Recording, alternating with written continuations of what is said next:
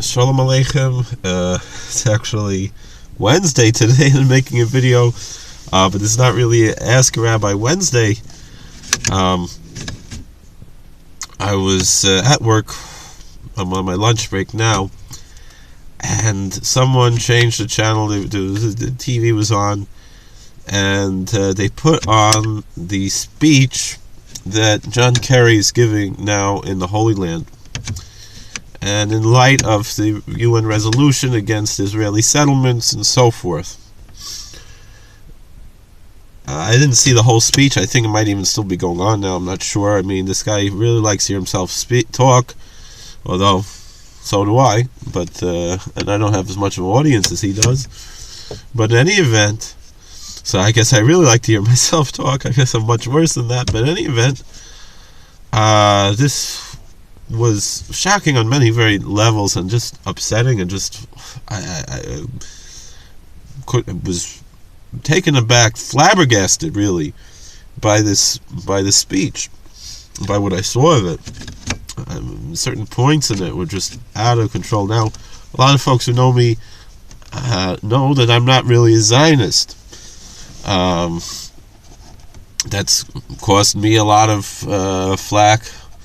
You know, questioning Zionism cost me a job as a rabbi in a shul, and probably cost me many jobs as rabbis in many shuls, many synagogues that wouldn't hire me because I question Zionism. Don't necessarily take a side, but probably tend more toward the anti-Zionist side, although I recognize that within authentic Orthodox Judaism there are at least 3 or 4 sides to this question of Zionism. There's the original approach, the anti-Zionist approach.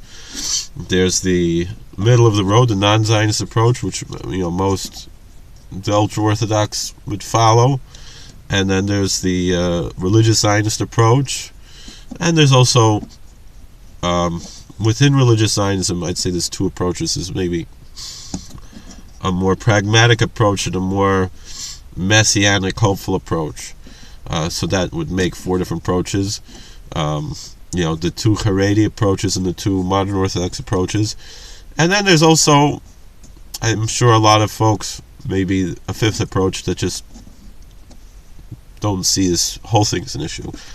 That was perhaps the approach of Shlomo Zalman Auerbach, actually, who just stayed out of politics and was friendly with everybody. This was one tzaddik who he could be equally recognized, friendly, and honored by the Haredis, by the Aguda, by the Mizrahi, and he got along with everybody.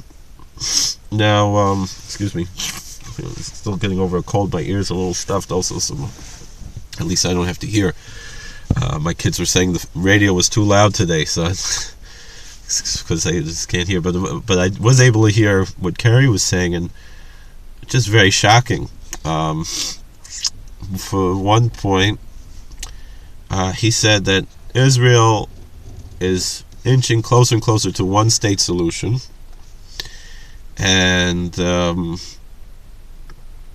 really, the best interests would be a 2-state solution. I mean, he opened up, from what I don't know what he opened up, but what I first saw was that he was saying, that it's in the interest of America and Israel that they're trying to look for. And personally, again, I'm not saying exactly which side I take in this Zionism versus anti-Zionism issue, but even as if the most anti-Zionist I could feel, I could still say to a certain point I'm pro-Israel in the sense, not as a Jewish state, but as a valuable ally to the United States of America as an American. That's one. I mean, I brought this up actually.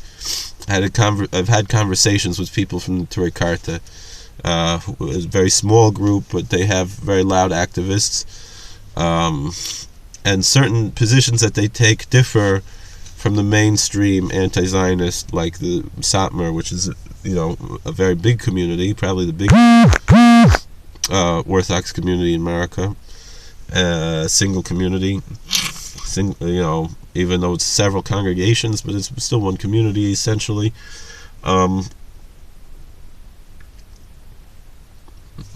I would say still, as sociologists would define it, would still be one community, even with its various factions and sub-factions. But I'm not representing them in any way. I'm only saying my own feelings is that Israel is valuable to America as an American ally, and I agree with that, and that's what Mr. Kerry was saying, and that's correct. However, he was saying that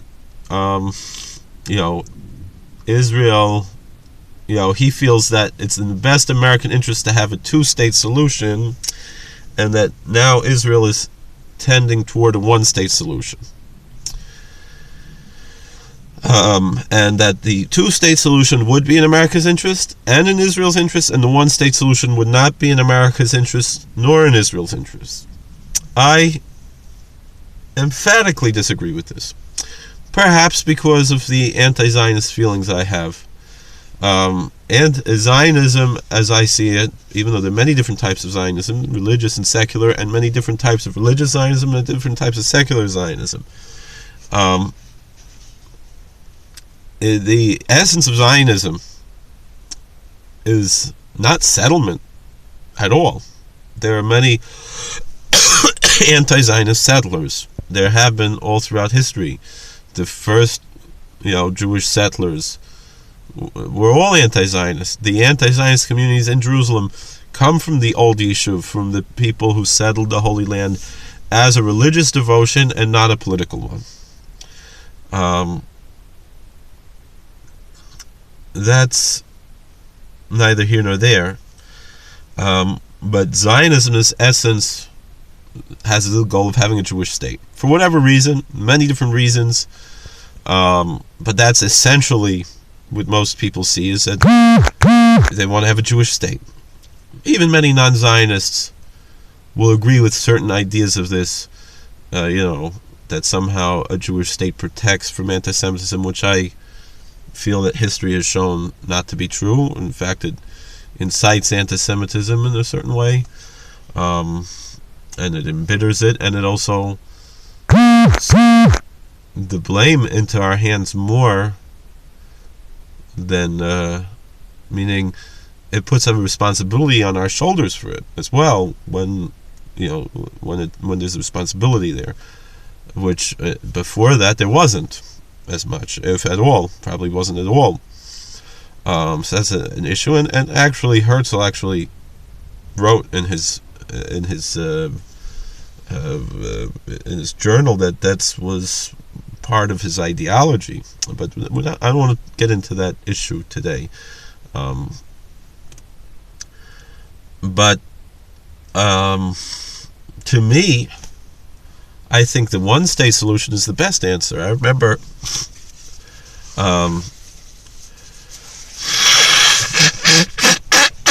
excuse me. I remember when I was the Rav in Richmond, Virginia, I had a conversation with the Shaliach, not Chabad Shaliach, but the Israeli Shaliach. I don't know who exactly sends this, the Jewish agency or the Tzachnut, whatever. I think it's an NGO, I'm not exactly sure, but they send to Jewish communities, Israel sends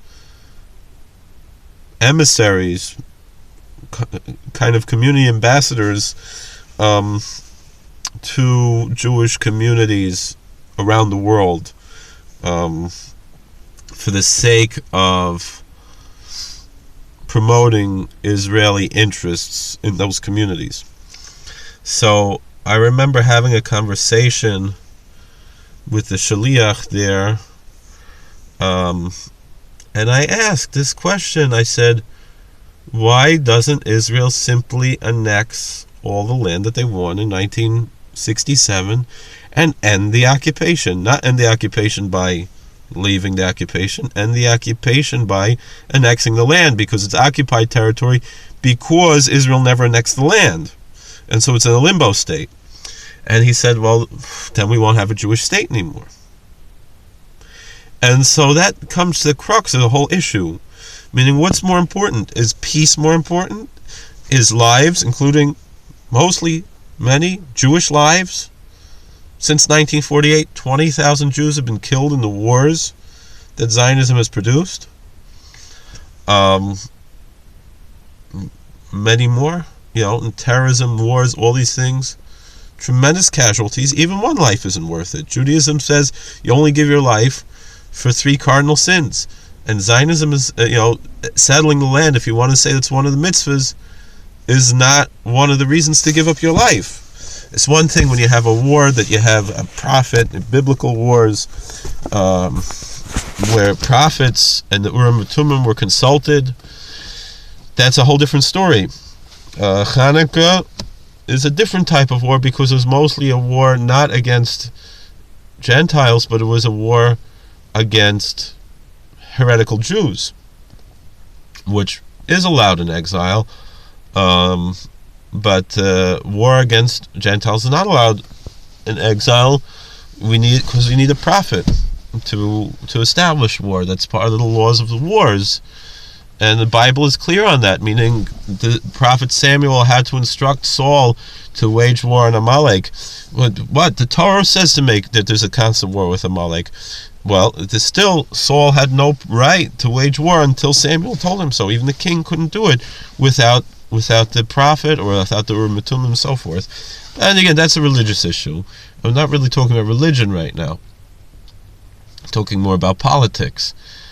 Kerry said that if you have a one-state solution, Israel can choose, meaning now with the two-state solution, you have Israel, as it is today, Jewish and democratic.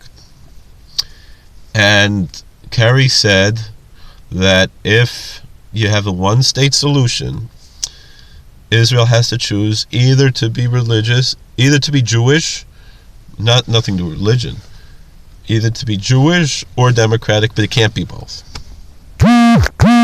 Which I agree. I don't really believe there is such a thing as a Jewish democratic state. That doesn't even make sense. The whole idea, even as it exists now, doesn't make sense. So he said, and that's not in the interest of America. Well, if it would decide to be a democratic country, why not? Why wouldn't that be in the interests of both Israel and America to have one democratic country in the land that's now Israel and the territories around it, that it won not from the Palestinians, by the way. Israel did not have a war in 1967 with the Palestinians. It was a war with Jordan and Egypt. Now, if you want to say, we're going to give this land back to Jordan and give this land back to Egypt, maybe there's a foot to stand on, but to say the Palestinians, who there's no such thing as them, somehow deserve a state, even when they made themselves up in the 60s and never existed before, and they were all Jordanians or Egyptians, and they just decided to call themselves Palestinians just for political reasons. There's no Palestinian culture. There's no. They're all Jordanians or Egyptians, and not only that, but they weren't even there before the Zionists came. They came because the Zionists, a lot of them didn't want to do the work themselves, and they brought in workers from Jordan and from Egypt. So it's not an ancient community. In a way, I think, personally, I will get a little religious, it's kind of divine retribution that the Jewish community came to the Holy Land and decided we're not Jews anymore, we're Israelis. And so the local Arab population said, well, we're not Jordanians, we're not Egyptians, we are Palestinians. The Bible says in Deuteronomy 32, you've angered me with atheism with a non-God below Kale, and I will punish you with a non-people, and that's exactly what's happening. That's neither here nor there. That's not our discussion right now. The issue really that I want to get into more is he's wrong to say that it's not in America's interest to have one solid democratic country. Why not? Forget about being a Jewish state. You don't need it. You know, I remember even Gaddafi wrote, Muammar Gaddafi wrote an op-ed that was published in the New York Times that said it would be in the best interest of the people there to consolidate, to have one state, a binational state. You know, just like we have 50 sovereign states that have their own cultures, that have their own traditions, and yet we're united on the United States, could have the same thing. Have one nation with several states, whether it be 2, maybe 3, maybe 4, maybe 5 different states, governed by one central federal government, but giving rights to the individual states. You know, we're not saying impose Judaism on Muslims and Christians living in the Holy Land. We can all live together. That would be the perfect solution, you know, and weed out terrorists. Not all Palestinians will accept and call them Palestinians. They're not all terrorists. Most of them just want to live their lives. Most of them would be happier, would be more prosperous, would be more secure, would have a better lifestyle if they were Israeli Arabs. Because which Arabs in the Middle East have a better lifestyle than the Israeli Arabs? They have more freedom, more liberty, everything. They all pray when they want. If they want to pray 5 times a day, they have the freedom to do so, but no one's holding a gun to their head and forcing them to do so. They have full rights. You could be as religious as you want, you could be as secular as you want, any religion, whatever you want. There are certain things that the government does give over to religious authorities, such as marriage and divorce and burial and things like that, conversions to different religions. Of course, those are all religious issues. All of them are religious issues, really. All right, there is no civil marriage in Israel. Maybe there should be. Maybe maybe we could discuss these other issues, that maybe there should be more civil rights. And if it was not a Jewish state, absolutely don't call it a Jewish state, and just take Judaism out of the government. And you can privatize the rabbinate, you can privatize the chief rabbinate, and people can choose on their own if they want to register their marriage with the chief rabbinate, or with the Haredis, or with the Reform, Lahavdil, the conservative, or with purely civil authorities. I mean, if that's what the people want in a democratic society, that's what they vote for, and so forth, I don't see an issue with that. But let's put that aside. The other question which I brought up about the Israeli Arabs. Israeli Arabs are 100% Israeli citizens. There are Israeli Arabs and have been in the Knesset, in the parliament, in the Supreme Court. They have full equal rights. There's no apartheid between on the government level between Israeli Arabs, Israeli Jews. Whether you're Christian, you're Muslim, you're Jewish, you're Baha'i, you're Mormon, you're atheist, you're Druze, whatever you are, you're some other religion, everybody has equal rights. Except certain issues of marriage or whatever.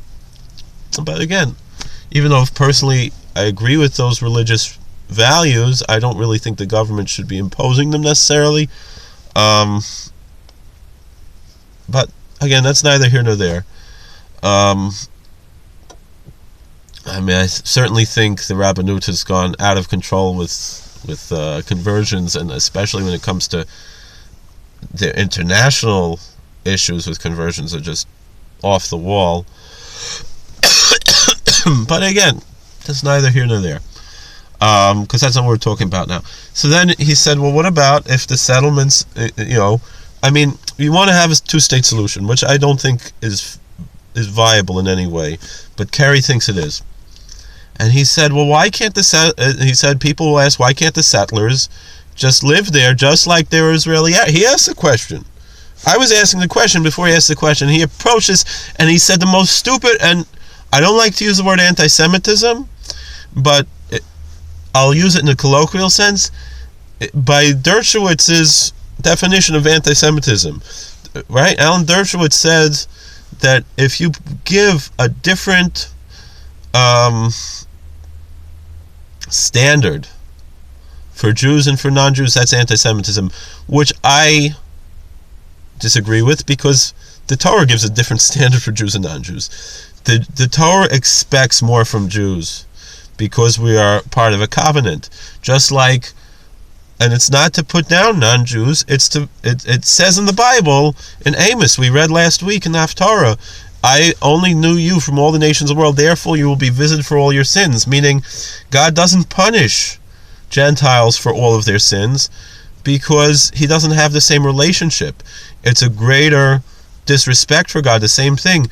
If if your spouse is disrespectful to you, then it hurts more than a stranger in a certain way, unless you're just used to it, and you're in an abusive relationship, or in a relationship that has lost a certain spark. I don't want to say it's not loving, but it lost certain spark, and then it doesn't matter. But generally, it should hurt more if your spouse is mean to you, and we have to be sensitive of that, because it's hard, because sometimes familiarity breeds contempt, and we have to work hard to overcome that, and that's part of life. But the same thing,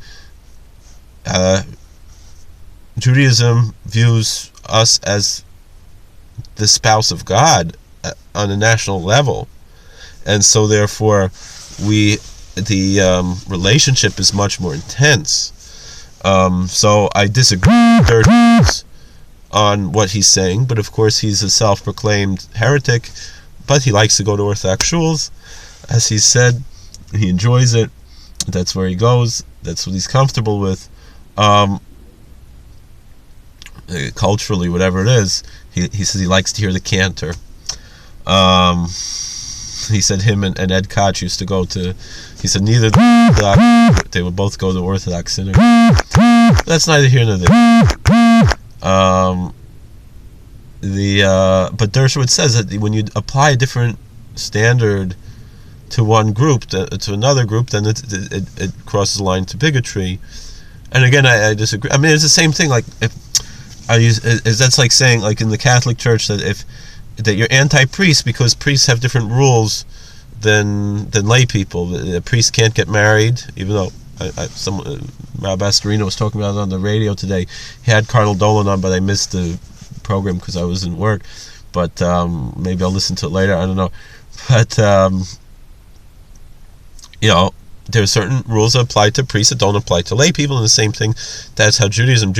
I mean, the Bible says Israel is, and I don't mean modern Zionist Israel. I mean the Jewish people, which originally was all the 12 tribes. Most of those tribes are lost, so that's why we say the Jewish people, from not just the tribe of Judah, but the kingdom of Judah, which was left over when the other tribes were lost, which included members of other tribes. But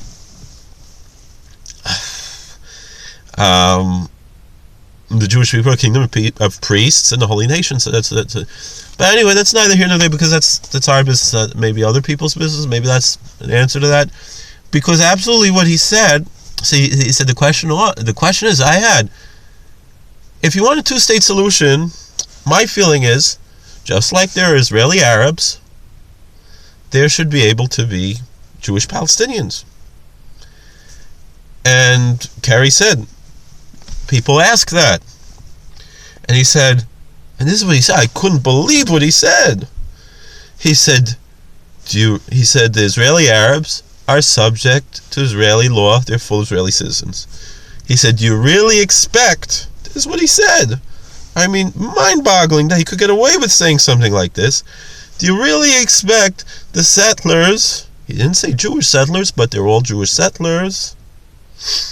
Do you really expect the settlers to submit to Palestinian law as Palestinian citizens? Of course.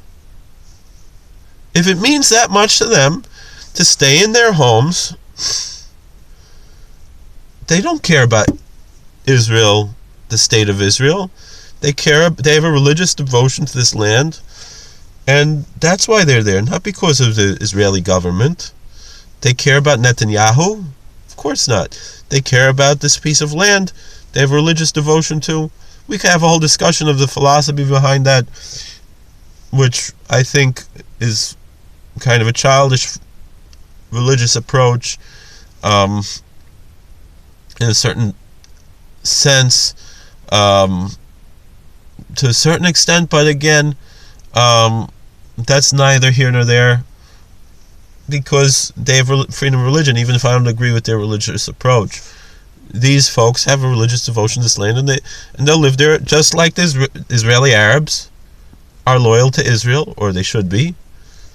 The Palestinian Jews should be loyal to the Palestinians. If you're able to have a two-state solution, that's and of course that's how it should be. There were, at the time of the disengagement from Gaza, they were begging, we want to become Palestinian citizens. We hate the state of Israel. They were becoming the Turei Karta, the settlers from Gaza.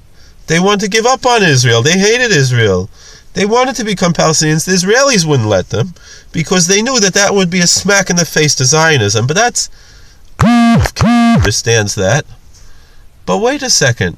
Does Kerry really think that the reason why the Jewish settlers cannot be Palestinians is a Jewish problem? It's not a Palestinian problem? It's not an issue of the hate that the Palestinians have for Jews, which perhaps the Israelis instigated, and perhaps the Israelis have to try to remedy in some way. And I think they've been trying pretty hard, but it's not the settlers' fault that they can't be Palestinian citizens. Is the Palestinians won't accept it. The question is not, will the settlers accept Palestinian rule? The question is, will the Palestinians accept Jewish citizens? And if the answer is yes, so then the two-state solution is fine. If the answer is no, which we all know it is, has nothing to do with the settlers, has to do with the Palestinians. And that, I think, and we're not holding the Palestinians to a different standard than the Israelis, because the Israelis accept the Israeli Arabs.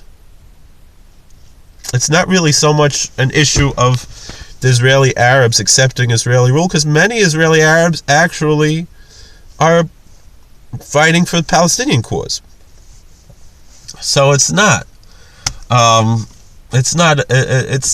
He has it totally backwards, and it's really, that is anti-Semitism. Plain and simple. I don't know any other way to describe this. It's anti-Jewish ideas, which colloquially we call anti-Semitism. It's a misnomer, total misnomer. But that is what we colloquially call anti-Semitism.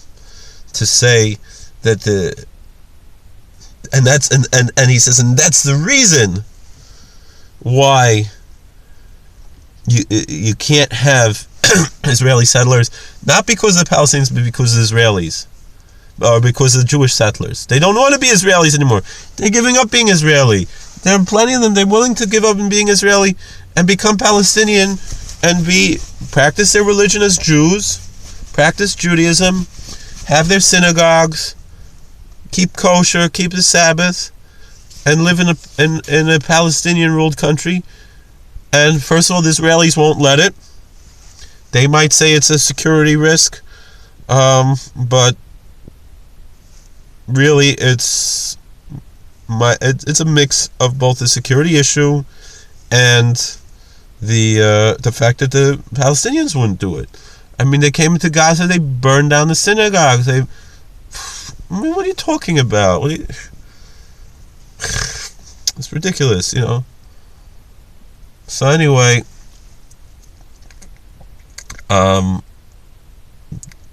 this is just mind-blowing that John Kerry can imagine he's getting away with this. Of course, we know this is just the last. It says that before, in many different traditions, that this Jewish tradition, Christian tradition, Muslim tradition, they all have the same idea that before the Satan is killed, he tries to fight the biggest fight he can, just like with the Hanukkah candles we see just before the light goes out, it makes a big flame and then it goes out. So this is the forces of evil of Obama. They're trying because they know they've been defeated. They know their days are numbered. And so they're trying to get the last things. They're trying and they're really trying to mess up Trump, because Trump is going to come in, fix everything, solve all these problems, and they don't want the problems to be solved. These people, John Kerry makes his own whole business. And look, I'm trying to fight and make peace and this and that. He doesn't care about making peace. It's like there's a song Weird Al Yankovic had about Star Wars with Yoda, and Yoda tells Luke Skywalker, don't kill Darth Vader or you'll be out of a job, And it's the same thing. If Kerry would make peace, he'd be out of a job. Well, Mr. Kerry, you're going to be out of a job in less than a month, and we can all be thankful. And let's just hope that Trump doesn't go down the same rabbit hole of executive proclamations and everything that Obama did. Let's hope he stays true to the Constitution, even though he doesn't have a record of always being a constitutionalist. We can hope maybe he has some of the right people around him but I don't know how they're going to turn this around. But absolutely the best interests of America and Israel and the Palestinians would be if Israel would annex that land, make a path towards citizenship for the Palestinians. I don't think it's feasible, unfortunately, right now. It's totally feasible for Israel to annex the land. And I think it's feasible for them to provide a path to citizenship for Palestinians to become Israeli citizens, and as long as they're peaceful and they disavow terrorism and they agree to live in a Western democracy, that's in America's interest, that's in Israel's interest, and that's in their own interest. They're going to have better lives, and they will have self-determination because they're going to live in a democracy. I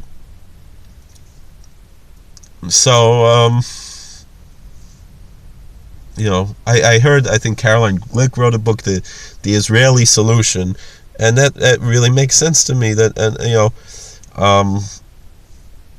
And so, I think maybe this sheds some light on how I could say I might not be pro-Zionist, but I am in a sense pro-Israel, not totally pro-Israel. I don't agree with everything they do. I don't agree with a lot of their stances and things, but as an American, I see Israel as a valuable ally the same way you see England or Japan or many of these other countries that are valued close allies of the United States, South Korea, countries like this. Do I have religious devotion to the Holy Land? Yes, that's the place where I face when I pray and so forth. But I recognize that God is everywhere, and really everywhere has a potential for holiness. The tzaddikim all lived in Eretz Israel. They all lived in the Holy Land, meaning wherever they walked, the 4 cubits around them was holy. And that's how we're supposed to live. It's, they asked, one of the Lubavitch rabbis, I think it was the Tzemach Tzedek, I don't remember which one, Mittler Rebbe, I don't know, that it was a chassid asked him, should he go move to Eretz Israel? He said, Mach do Eretz Israel. And, he was a Litvish, a Russian, didn't say, we would say Mach du. He said, Mach do Eretz Israel.